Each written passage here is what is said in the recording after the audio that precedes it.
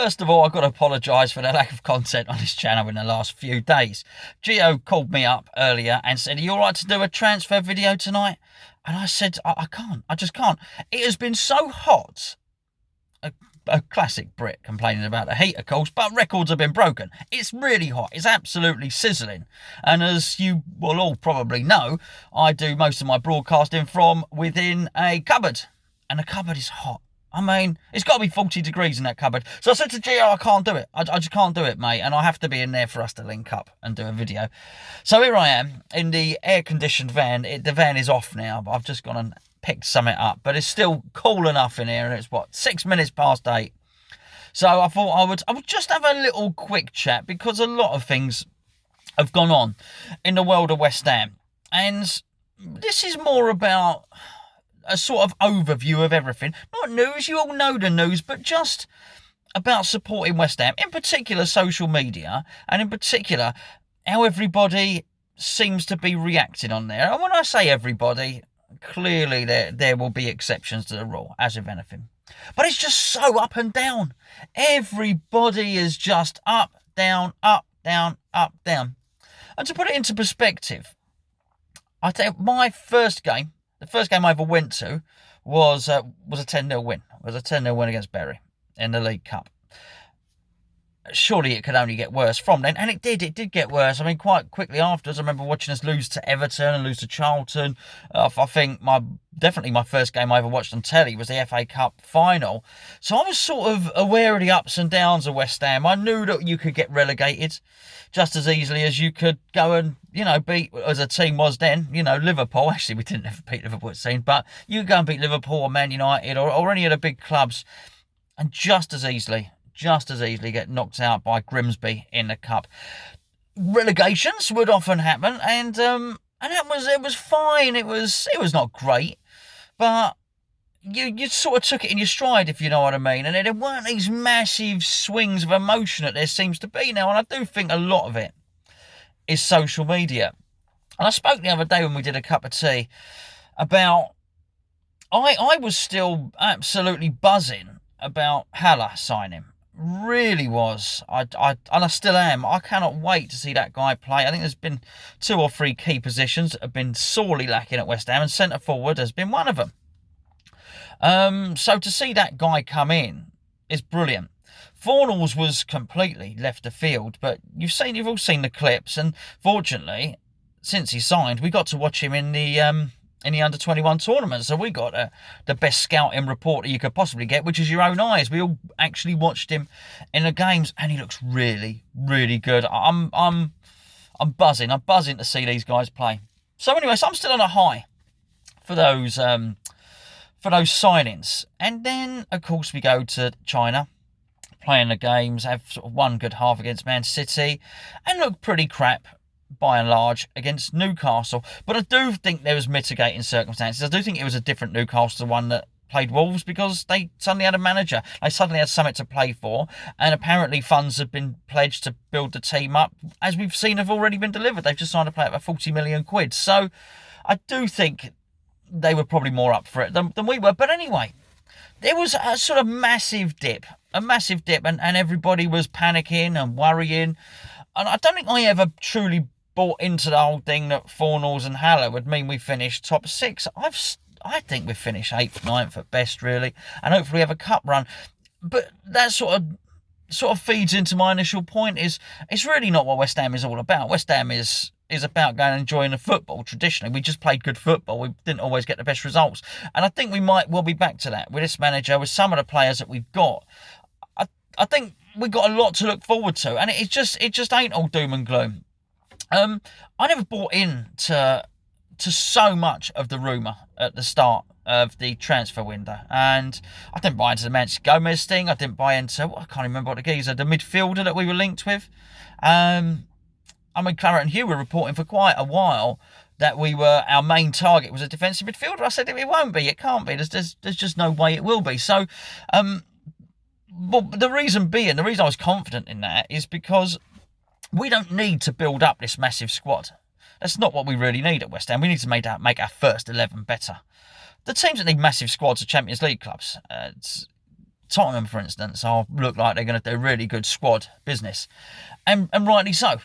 But we don't need to. We just need to improve our first 11. And Declan Rice is so good. We've saved ourselves such a lot of money. The last thing we need to do is go and spend 20, 30 million on a defensive midfielder. So I didn't believe it. I didn't buy into it. I didn't buy into the Maxi Gomez thing because I just didn't think it was a striker we needed. And also, since then, I've not bought in to the rumours that we're not signing anybody else this season, that the cupboard is empty. I just don't believe it. I don't. So because of that, I can't get angry about it. And also, I can't deal with this up and down. I do still think there are major positives to what's going to happen in the season. I'm going to Fulham, and I'll do some as good a report as I can. I'll do it on this channel. I'll do it straight after the game. If I can include a little bit of footage, then I will do. But I'm taking my old man, and it's a belated birthday present. So we're gonna go and enjoy ourselves, have something to eat up in London, and then go to the game. But I'm looking forward to that. I'm really looking forward to that game. Looking for the pure and simple reason, I think Pellegrini is going to stop mixing it up. I think we're going to start to see, or at least I hope so, we're going to start to see something approaching his idea of the first team. And I also think we're going to hopefully see Haller. Well, we will see Haller and we will see Fornals. They've been training. And I'm excited about that. But I'm also hugely excited about Jack Wilshere. And I just can't let all this doom and gloom mongering that I'm seeing so much of on social media get me down. It just seems to be so much to whinge about and so much to moan about. I think it's been a good winter so far. I really do. Sorry, there's a cat chasing a squirrel over there. So caught my attention. The squirrel. The squirrel escapes. Don't worry. The cat don't know where the squirrel's gone. Anyway, I digress. I think there's so much to look forward to. Wilshere's going to be a big part of it. It's so easy to concentrate on the deficiencies that we think might be there with Pablo Zabaleta and whatever, his legs might have gone or we might have made a mistake. So easy to concentrate on that, but for that one negative in that position, there are actually two positives. One of them is there's no way that Ryan Fredericks can have as bad a campaign as he did last season because he was injured for so much of it. So actually, has Zabaleta lost his legs? Possibly, maybe. But actually, on the flip side, we've got someone with some fresh legs and some very, very fast legs. Added to that, we've got another player coming through the academy. We had one come through last year, if you saw. Well, actually two, with Diangana as well. So that's a positive. Ben Johnson, actually, we've got quite good cover at right back. That looks all right. It's easy to focus on the negatives about it. Yes, the new keeper, Roberto, he doesn't look great, but our first keeper is great. That's fine. Yes, last season we probably had a better number 2 in Adrian. But we're West Ham. We don't get to have 2 good players in every single position. Something has got to give. And I do think, again, there are so many positives. Diangana is another one. And I'm not banging the drum and saying it's all going to be brilliant. I think we're going to lose. I think Man City will give us a caning because that's what Man City do. They've got the best manager. They've got the highest wage bill, probably. I'd imagine they probably do. They can spend what they want. Somebody had a release clause, didn't they? That midfielder, 70 million, no problem, we'll pay the release clause. And, you know, that's just what Man City do. That's up to them. I'm not claiming to be the pauper. West Ham have gone out and spent good money. 45 million on a player is good money. Whatever it was, 25, 26 million on another player, good money. But we've saved a lot in wages. Again, I can't see that as a reason to get annoyed. So many of the people that were complaining about the inflated money that we paid Carroll, the inflated money that we pretty much were wasting on Perez and people like that, are now the same ones complaining that we've saved a lot of money on wages. Well, I think we are going. I hope that we've learnt. We now have a director of football. We now have a manager, which will stop Sullivan going and making those silly mistakes and signing these players, particularly Carroll, who was injured. I know Allardyce forced it through, but who was injured, and stop signing these players. And then actually, with those saved wages, we will bring some other players in. I think we've got 1 or 2 more players coming in. The final one, and the one that probably prompted this video, is Marcus Browne. He's left, he's leaving. I think ex-employee put out a tweet that he was going to sign for Middlesbrough for 300 grand. Or so we think. And people are up in arms. Well, 300 grand, only 300 grand, that's ridiculous. You know, we should get more. Well, clearly nobody's going to pay more. I mean, that's the thing. I mean, say what you want about Sullivan. He's earned a lot of money in his life. I would imagine he knows how to strike a deal of some description.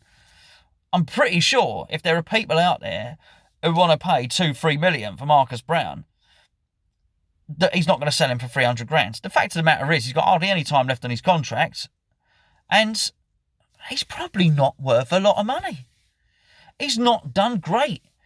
He's not 16, 17 anymore. Now is the time he needs to be shining. But this is not some young player who's he's in his England age group. He's absolutely smashing it for the under-21s or the under-19s or whatever it may be. This is somebody who went out on loan, went to Oxford, had a good start to it. Then I think petered off and couldn't really get into the Oxford team towards the end, or was making a lot of substitute appearances. It's a punt. This is a gamble by Middlesbrough. They're gambling, I think, to pay the 300 grand, that he might turn out to be a 2, 3, 4 million pound player, somebody that can help them get up from the Championship. And do you know what? If he does, and I hope he does, because he looked like a promising player. I hope he goes on, I hope he does that, and I hope Sullivan has been smart enough to insert a profit clause, a sell-on clause or something into his contract. I'm sure he has. It'd be very, very silly if he didn't, and that would be reason for criticism. But if we can't sell him for this £1-2 million that we think we're going to sell him for, whatever people think we should be selling for, if we can't sell him for that, if there are no bidders, then what we're going to do, we're going to keep him around. Are we going to send him out on loan? Well, we just send him out on loan and he walks away on a free anyway. What are we going to do? Keep him in the squad when he's not going to feature? Pellegrini's made him crystal clear. He is not going to feature at all. So we've got to get rid of him. He's got to go. That's it. It's as simple as that, really. Just my final thought as well was somebody said it. Talk about social media. Somebody said something very, very interesting on social media actually the other day, and it was about the defensive midfield position. And I hadn't thought of it, but I read it and I thought, now that's something I would like to see. And it was this the talk of Sanchez not being up to it. And he ain't looked great, by the way. I talk about positives. That has been a negative, for sure. But I do think the positives outweigh the negatives. And I'm not going to start losing my rag because Carlos Sanchez don't look particularly good. We've not really lost him. I mean, he didn't play for us last season anyway. But this suggestion that I saw on Twitter was, why are we looking to bring in a journeyman? I think he was talking about Medel coming in. Why are we looking to bring in a journeyman? Why not just play Reece Oxford there as understudy? And I liked that. And I know it's been a long time since he made his debut against Arsenal and had Ozil in his pocket and all that sort of stuff. But he was very good. He did look like the future at central defensive midfield. He's certainly got the ability to play there. We know he's got the ability to play there. Is his head all right? I don't know. I just hope he's not so far down the line with Pellegrini saying he needs to find another club and all the rest of it, that there's not a way back for him, because actually I do think that's a good answer. I think that's a sensible answer. Something I'd quite like to see happen. And I'd like to think that there might be a way back with Pellegrini for him to do that. But anyway, that's it really. Stay positive. Stay positive if you can. There are lots of things to be positive about. I think the team, and I keep mentioning this, the team that I got in my mind, I don't really know what it is. It probably is Fredericks, Balbuena and Diop. We've not seen them as a centre-back pairing yet in the pre-season. I think it's Masuaku at left-back. Masuaku is definitely going to start left-back, unless he's injured. He's going to be our left-back for most of this season, because clearly Pellegrini prefers him over Cresswell. So that back line there, Fabianski in goal. Maybe, and I'm talking about the Brighton game here, the City game is a given. I think he's going to play He's no way he's going to play Wilshere, Fornals and Lanzini against Man City. He just ain't. But a team with that back line, maybe with Declan Rice, Wilshere in the middle against Brighton, maybe Anderson, maybe Fornals, maybe Lanzini, and maybe Haller up front. Is that 11? Yeah, it is. That is a good team. That is something to look forward to. We ain't going to be able to put that out every game this season. Injuries will happen. But it ain't doom and gloom.